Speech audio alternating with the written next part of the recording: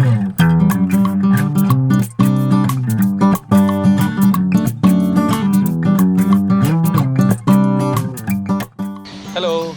നമ്മളിപ്പോൾ വന്നിരിക്കുന്നത് മൈസൂർ സൂവിലാണ്.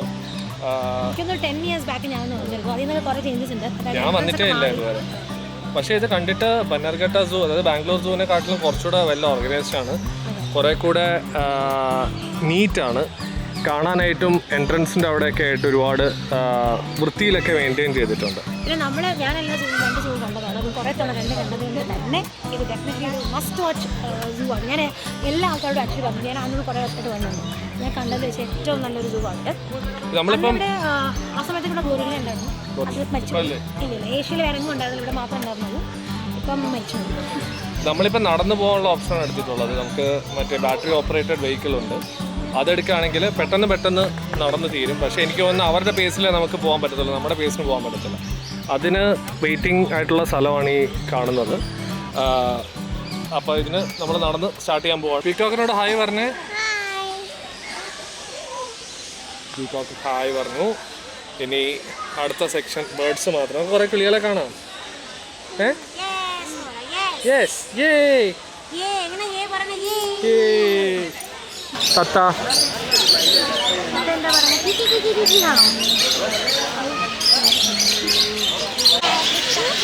കുറേ തത്ത.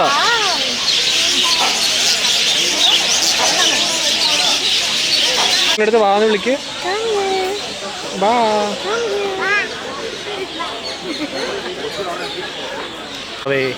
താറാവേ താറാവേ താറാവേ. താറാവ് എങ്ങനെ പോകുന്നത്?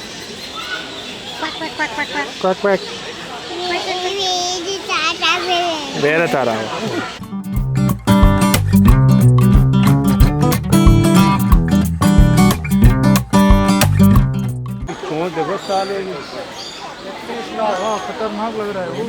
ഭാഗ്യത്തിനൊന്ന് ചൂട് കുറച്ച് കുറവുണ്ട്. നല്ല ചൂട് എക്സ്പെക്ട് ചെയ്താണ് ആക്ച്വലി വന്നത്. പക്ഷെ അതിനെക്കാട്ടിലും ഇന്നലെ രാത്രി ഇത്തിരി മഴ പെയ്തു, അതുകൊണ്ട് ടെമ്പറേച്ചർ ഇത്തിരി കുറവാണ്. അല്ലെങ്കിൽ കുറച്ച് നടക്കുമ്പോൾ തന്നെ മിക്കവാറും ചൂടെടുക്കേണ്ടതാണ്. അവിടെ തൊപ്പിയൊക്കെ ആയിട്ട് വന്നു. സൺഗ്ലാസ് വെച്ച് കഴിഞ്ഞാൽ മിക്കവാറും ഒന്നും കാണാൻ പറ്റത്തില്ല. ഒന്നാമത് കേജിനകത്തൊക്കെ ഇത്തിരി ഇരുട്ടാണ്. അതിൻ്റെ കൂടെ സൺഗ്ലാസ് ഒക്കെ വെച്ച് കഴിഞ്ഞാൽ ഒന്നും കാണാൻ പറ്റത്തുള്ളൂ.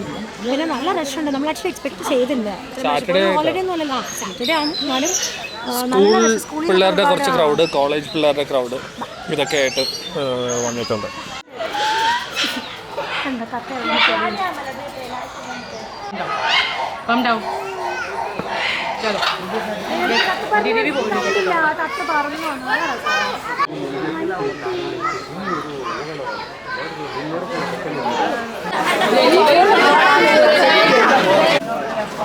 കൂടെ ഓടിപ്പോയി.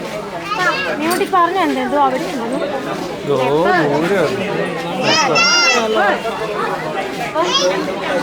ആക്ച്വലി ധനഘട്ടമായിട്ട് ഇതൊക്കെ ഡിഫറൻസ് എന്ന് ഇവിടെ ആനിമൽസ് പണ്ടും ഇങ്ങനെ തന്നെയായിരുന്നു. ഒരുപാട് ആനിമൽസ് ഉണ്ട്. ഒരെണ്ണത്തിൽ തന്നെ ഒത്തിരി എണ്ണം. അതിൻ്റെ കേജൊക്കെ കുറച്ചുകൂടെ വെൽ മെയിൻറ്റെയിൻഡ് ആയിട്ട് നമുക്ക് അവിടേക്ക് ലെപ്പേർഡ് കാണുകയാണെങ്കിൽ ഒരു കേജ് അല്ല മറ്റേ വല പോലെയുള്ള ആക്കിയിട്ട് അത് ദൂരെ കണ്ടാകത്തില്ല. ഇത്ര പ്രോക്സിമിറ്റിയിലൊന്നും കാണാൻ പറ്റത്തില്ല. പിന്നെ എനിക്ക് തോന്നുന്നു കുറച്ചുകൂടി ഗ്രീനറിയാണ് മൊത്തത്തിൽ. ഗ്രീനറി ഉണ്ട്, അതെന്തായാലും ഉണ്ട്. പക്ഷെ അതിനെക്കാട്ടിൽ ഈ ആക്സസിബിലിറ്റി ഉണ്ടോ? ഇത് തന്നെ ആണെങ്കിൽ ഇപ്പം നമുക്ക് നിൽക്കുന്നതിൻ്റെ ഒരു ജസ്റ്റ് ഒരു 1 to 2 ഫീറ്റിൻ്റെ വ്യത്യാസത്തിൽ നമുക്ക് അതിൻ്റെ കേജ് സ്റ്റാർട്ട് ചെയ്യുമ്പോൾ അടുത്തൊക്കെ വരുവാണെങ്കിൽ നമുക്ക് ലെപ്പേർഡിനെ കാണാൻ പറ്റും. അടുത്തത് ടൈഗറിൻ്റെ സോണിലാണ്. അത് വലിയൊരു എൻക്ലോഷറിനകത്താണ് വെച്ചിരിക്കുന്നത്. അതിൻ്റെ കൂടെ താഴോട്ടാണ്, മേളിൽ നിന്ന് താഴോട്ടാണ്. വേറെ പല ആംഗിൾസിൽ നിന്ന് കാണാൻ പറ്റത്തില്ല. അപ്പോൾ അവരൊരു ഗ്ലാസ് ഇട്ടുള്ള ഒരു എന്താ പറയുക കോറിഡോർ പോലെ ഉണ്ടാക്കിയിട്ടുണ്ട്. അപ്പോൾ അതിൽ നിന്ന് മേളിൽ നിന്ന് താഴോട്ട് നോക്കിക്കഴിഞ്ഞാൽ നമുക്ക് കാണാൻ പറ്റും. അപ്പം അങ്ങനെ നോക്കിയാൽ കിട്ടുമോന്ന് നോക്കട്ടെ.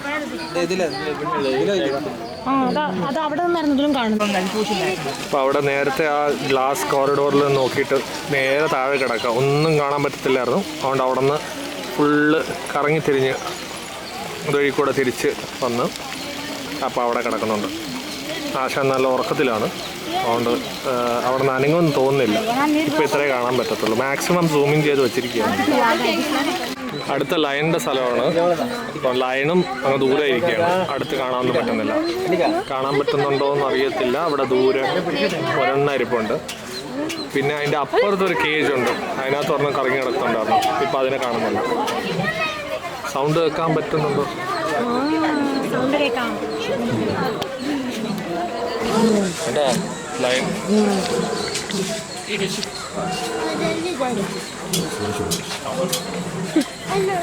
നീമുട്ടി പേടിച്ചു. ലയണിന്റെ സൗണ്ട്.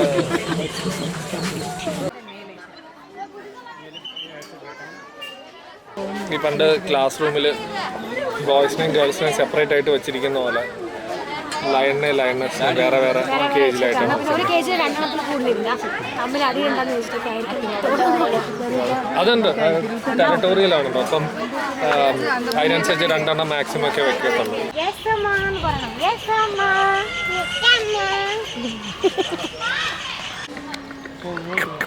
എങ്ങനെ മങ്കി കഴിക്കുന്നേ? ക്യാരറ്റ്. Monkey carrot തിന്നുന്നുണ്ടോ?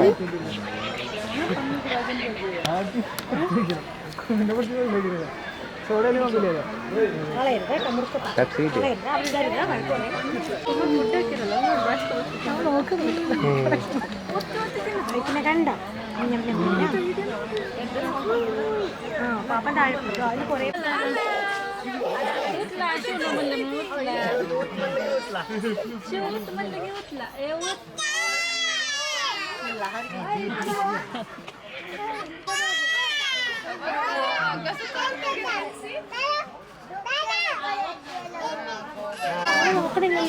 ഗൊറില്ല പാപ്പ നിന്നോണ്ട് ചില്ല് ചെയ്യാം.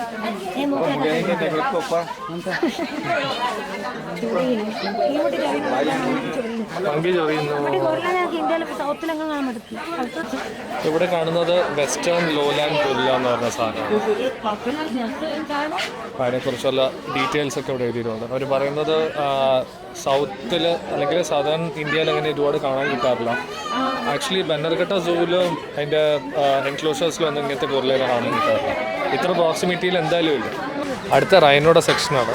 റൈനോയുടെ കളർ സാധാരണ ഗ്രേ ആണ്. ഇതിലിപ്പം മണ്ണിൻ്റെ കളർ പോലെ ആയിട്ട് അതിന് ക്ലിയർ ആയിട്ട് കാണാൻ പറ്റില്ല. സൂമിൻ ചെയ്തൊന്ന് കാണിച്ചു തരാം.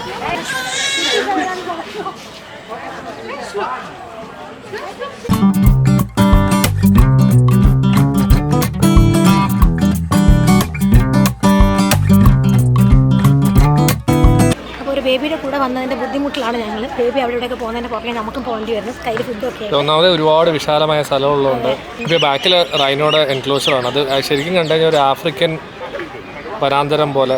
റൈനോ എത്ര വലുതാണെന്ന് എനിക്കിപ്പോഴാണ് ആക്ച്വലി ഞാൻ നോട്ടീസ് ചെയ്യുന്നത്. ആഫ്രിക്കൻ മണ്ണ് പോലെയൊക്കെ ഒരു ഇത് ഉണ്ടാക്കി വെച്ചിട്ടുണ്ട്. ചൂടായതുകൊണ്ടാണെന്ന് തോന്നുന്നത് ഹട്ട് പോലത്തെ ഉള്ളതിൽ ഇരിപ്പുണ്ട്. അതിനകത്തുനിന്ന് അനങ്ങിയിട്ടില്ല. സൂമിൻ ചെയ്ത് കാണിച്ചു തരാം. സീബ്രയൊക്കെ ഉണ്ട്. സീബ്രയ്ക്ക് ഹായ് പറഞ്ഞേ. പോവാം. സീബ്രയെ കണ്ടിട്ട് പോവാം. നോക്ക്, സീബ്ര ഇതാ നോക്കുന്നുണ്ട്. എത്ര സീബ്ര നോക്ക്, കുഞ്ഞു സീബ്ര. അവിടെ വാവ സീബ്ര ഉണ്ട്.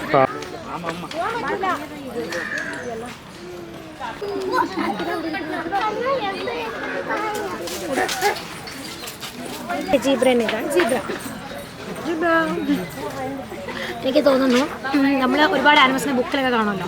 അപ്പം ഒന്നിനെയും നേരിട്ട് കാണുമ്പോൾ അതേപോലെ ഇവർക്ക് കാർട്ടൂൺ ക്യാരക്ടേഴ്സൊക്കെ കണ്ട് തോന്നാത്തത് കൊണ്ടായിരിക്കാം സീബ്രനെ മാത്രം കുറച്ച് നേരം കണ്ടു നിന്നു. കാരണം സീബ്രനെ ബുക്കിൽ കാണുന്ന ഇവിടെ കളർ ചെയ്താൽ അതേപോലെ.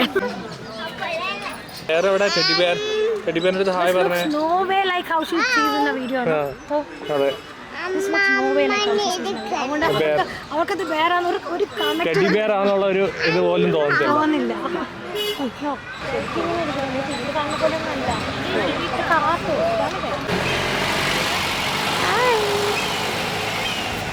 എൻ്റെ കുട്ടി വാവകളുണ്ട് കേട്ടോ. വലുതുണ്ട്, കുട്ടി വാവയുണ്ട്. ഇതേതോ പർട്ടിക്കുലർ ടൈപ്പാണ്. ബിക്കോസ് അതിൻ്റെ കൊമ്പില്ല.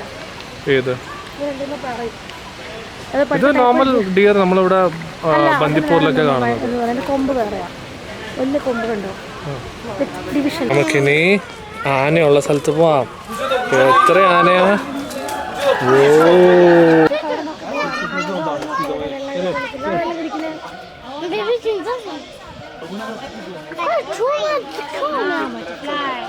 നേരത്തെ അവിടെ കണ്ടിരുന്നത് ആഫ്രിക്കൻ റൈനോ ആണ്. ഇപ്പോൾ ഉള്ളത് ഇന്ത്യൻ റൈനോ ആണ്. അതാണ് കളറ് മറ്റേൻ്റെ ഒക്കെ ഒരുമാതിരി ബീജ് പോലെ, മണ്ണിൻ്റെ കളർ പോലെ. ഇത് കുറച്ചുകൂടെ ഗ്രേയും ബ്ലാക്ക് ആയിട്ടൊക്കെ ഉള്ള അതുപോലത്തെ.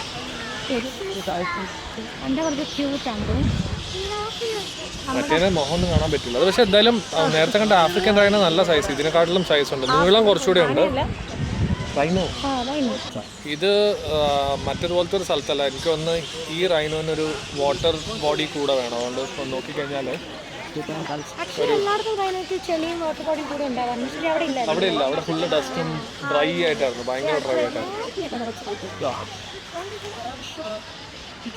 ഇത്ര അടുത്തായിട്ട് കാണാൻ പറ്റും. ദൂരമായിട്ട് അവിടെ ഒരെണ്ണം കൂടെ ഉണ്ട്. രണ്ടെണ്ണത്തിന് രണ്ട് സ്ഥലത്തായിട്ടാണ് വച്ചിരിക്കുന്നത് അവിടെ. അത് മനുഷ്യരെ കാണുമ്പോൾ എക്സ്പെക്ട് ചെയ്ത് നമ്മളിങ്ങനെ കൊണ്ടുപോയി വായിൽ വെച്ച് കൊടുക്കും. ഉറങ്ങിപ്പോയാലേ കാണിക്കായിരുന്നു എത്ര അടുത്തായിട്ട്. നമ്മുടെ വീട്ടിലൊക്കെ ഉള്ള ആനിമൽസിന്റെ ഒരു ലുക്ക് തോന്നും അടുത്ത് കാണുമ്പോൾ. പശു പോലെ തന്നെ, ചെറിയൊരു പശുവിന്റെ പോലെ. അങ്ങനെ ആയിരിക്കണം നിർബന്ധമൊന്നുമില്ല. ലുക്ക് മാത്രമേ ഉള്ളൂ. കുറെ എണ്ണം ഉണ്ട് അവിടെ. എൻ്റെ ഒരെണ്ണം മാത്രം ഇവിടെ. ഞങ്ങൾ കുറച്ച് നേരം മുമ്പേ സ്നേക്ക് സെക്ഷനാണ് കഴിഞ്ഞത്. ഞങ്ങൾ അവിടുത്തെ വീഡിയോ എടുക്കാത്തതെന്ന് വെച്ചാൽ അതിൽ മൊത്തം ഇരുട്ടാണ്. സ്നേക്സിന് ഒരു പ്രത്യേക ടെമ്പറേച്ചറിൽ വെച്ചാലേ അത് സർവൈവ് ചെയ്യത്തുള്ളൂ. അപ്പോൾ അതിനൊരു ഡാർക്ക് ലോ ലിറ്റ് പ്ലേസിലാണ് വെച്ചിരിക്കുന്നത്. അവിടെ വീഡിയോ എടുക്കാൻ പറ്റാത്ത. അപ്പോൾ അവിടെ ഒരു ബോർഡ് എഴുതിയിരിക്കുന്നുണ്ട്, milk is harmful for snakes എന്നുള്ളത്. നമ്മൾ സാധാരണ കേട്ടിട്ടുള്ള പാമ്പിന് പാല് കൊടുക്കുക, അല്ലെങ്കിൽ പല അമ്പലങ്ങളിലൊക്കെ ഇങ്ങനെ ഈ പാമ്പിൻ്റെ ഇതിന് വേണ്ടിയിട്ട് കൊടുക്കാനായിട്ട് പാല് അവിടെ നേർച്ചയായിട്ട് വെക്കാറുണ്ട്. ഇത് ഫസ്റ്റ് ടൈമാണ് ഈ കാണുന്നത് പാമ്പുകൾക്ക് പാല് ഹാംഫുൾ ആണെന്നല്ല. അപ്പം ഞാൻ നെറ്റിൽ നോക്കിയപ്പോൾ ശരിയാണ്, പാമ്പിന് ലാക്ടേസ് എൻസൈം ഇല്ല. അപ്പോൾ ഈ ആൾക്കാർക്ക് ലാക്ടോസ് ഇൻടോളറൻസ് വരുന്നു, അല്ല പാമ്പിന് അങ്ങനത്തെ സാധനം ആ എൻസൈമേ ഇല്ല. അപ്പോൾ actually milk is harmful for snakes ആണ്. ഫസ്റ്റ് ടൈം ഇപ്പോൾ അറിയുന്നത് ഇങ്ങനെ ഒരു സംഭവം ഉണ്ടെന്നുള്ളത്. ഈ അടുത്ത സെക്ഷൻ വന്നിരിക്കുന്നത് ലെപ്പേർഡും പാന്തറും കൂടിയിട്ടുള്ളതാണ്. ഇവിടെ നമ്മളിപ്പോൾ 1:30 നിൽക്കുന്നത്, അതുകൊണ്ടാണെന്ന് തോന്നുന്നു മിക്ക ആനിമൽസും ഫുഡ് കഴിച്ചിട്ട് സ്ലീപ്പിംഗ് സ്റ്റേജിലാണ്. അപ്പോൾ ഞാൻ കാണിച്ചു തരാം. ലെപ്പേർഡ് നല്ല ഉറക്കത്തിലാണ്. അതിൻ്റെ കൂടെ പാന്തർ കുറച്ച് ദൂരെയുണ്ട്. സൂമിൻ ചെയ്ത് പറ്റി കാണാൻ പറ്റുകയാണെങ്കിൽ കാണാൻ പറ്റും.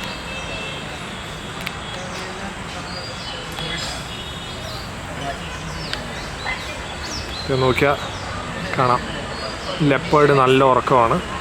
പാന്തർ കുറച്ച് ദൂരത്തിലാണ്, അത് കാണാൻ പോലും പറ്റുന്നില്ല. ക്ലോഷറിൽ വന്നാൽ കാണാൻ പറ്റും ഒരു ലെപ്പേർഡ് കിടന്നുറക്കുന്നത്. എല്ലാം നല്ല ഉറക്കത്തിലാണ്. ഉച്ച ഭക്ഷണമൊക്കെ കഴിഞ്ഞ് സിയസ്റ്റ സ്ലീപ്പിംഗ് ടൈമിലാണ് രണ്ടെണ്ണം. അടുത്ത ക്രോക്കഡൈലാണ്. ക്രോക്കഡൈലിന് ഇതുപോലെ നല്ല നീറ്റായിട്ട് വെള്ളത്തിൽ നല്ല വെള്ളം ഇങ്ങനെ സർക്കുലേറ്റ് ചെയ്തുകൊണ്ടിരിക്കും അതിൻ്റെ പ്യൂരിഫിക്കേഷന് വേണ്ടിയിട്ട്. അങ്ങനെയൊക്കെ ചെയ്തിട്ടുള്ള ഒരു സ്ഥലത്താണ് ക്രോക്കഡൈലിനെ വെച്ചിട്ടുള്ളത്. അപ്പോൾ കാണിച്ചു തരാം. വായൊക്കെ തുറന്ന് ഇങ്ങനെ ഇരിപ്പുണ്ട്. നല്ല നീറ്റായിട്ടുള്ള ഒരു സ്ഥലത്താണ് ഇത് മെയിൻറ്റെയിൻ ചെയ്തിരിക്കുന്നത്. നമ്മൾ വേറെ പല സൂവിലൊക്കെ ഞാൻ പോയിട്ടുള്ളതിൽ ഇന്ത്യയിലൊക്കെ തന്നെ ഒട്ടും നീറ്റായിട്ട് മെയിൻറ്റെയിൻ ചെയ്യത്തില്ല. മൊത്തം അഴുക്കായിട്ടായിരിക്കും. അവിടെ റെഗുലർലി ക്ലീനിങ് നടത്തുന്നില്ല. ഇവിടെ നോക്കിക്കഴിഞ്ഞാൽ ഇപ്പോൾ ഞാൻ സൂം ഔട്ട് ചെയ്ത് കാണിച്ചു തരാം, ഫുള്ള് ക്ലീനാണ്. ഇതിന് വെള്ളം ഇങ്ങനെ സർക്കുലേറ്റ് ചെയ്തുകൊണ്ടിരിക്കുന്നുണ്ട് ഇതിൻ്റെ എൻക്ലോഷറിനകത്ത് തന്നെ. ആക്ച്വലി ഒന്നല്ല, രണ്ടെണ്ണം ഉണ്ട്. ദേ ഒരെണ്ണം, ദേ അപ്പുറത്തൊരെണ്ണം, രണ്ടെണ്ണം ഉണ്ട്. ഇതിൻ്റെ അപ്പുറത്ത് വേറൊരു എൻക്ലോഷറിൽ കുറച്ചുകൂടെ വലിയ ടൈപ്പ്. ഇതിൻ്റെ മാർഷ് ക്രോക്കഡൈൽ എന്നാണ് ഇതിനെ പറയണത്. നേരത്തെ കണ്ടത് നൈൽ ക്രോക്കഡൈൽ. രണ്ടിൻ്റെ കളർ നല്ല വ്യത്യാസമുണ്ട്. ഇതൊരു ബീച്ച് ആണെങ്കിൽ ഇത് കുറേ കൂടെ ഗ്രീനിഷ് കളറാണ്, ഗ്രീനിഷും ബ്ലാക്കും കൂടി ആയിട്ടുള്ളത്.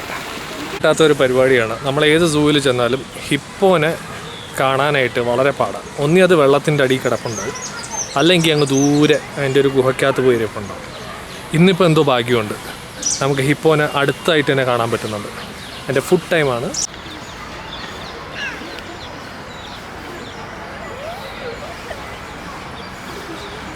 അങ്ങനെ പൊരിഞ്ഞ വെയിലത്ത് മൈസൂർ സൂ പര്യടനത്തിൻ്റെ അവസാനത്തെ ഘട്ടത്തിലേക്ക് എത്തിച്ചേർന്നിരിക്കുകയാണ്.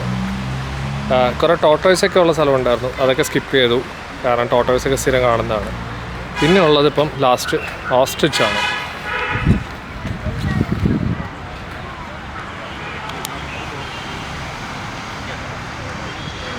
ഇതിൻ്റെ ഈ സൈസ് കാണുമ്പോഴാണ് ശരിക്കും നമുക്ക് ഒരു ഭയങ്കര ഇൻട്രസ്റ്റിംഗ് ആയിട്ട് തോന്നുന്നത്. സാധാരണ ബേർഡ്സിനൊക്കെ ഒരു മാക്സിമം ഒരു 2-3 ഫീറ്റ് ഹൈറ്റൊക്കെയാണ്. ഇത് ആക്ച്വലി എൻ്റെ തല പൊക്കിക്കഴിഞ്ഞാൽ 6 ഫീറ്റ് ടോളൊക്കെ എന്തായാലും പോകുന്നത്. പിന്നെ ഏറ്റവും ലാസ്റ്റ് ഐറ്റം ഓസ്ട്രിച്ച് കഴിഞ്ഞിട്ട് ജിറാഫ്.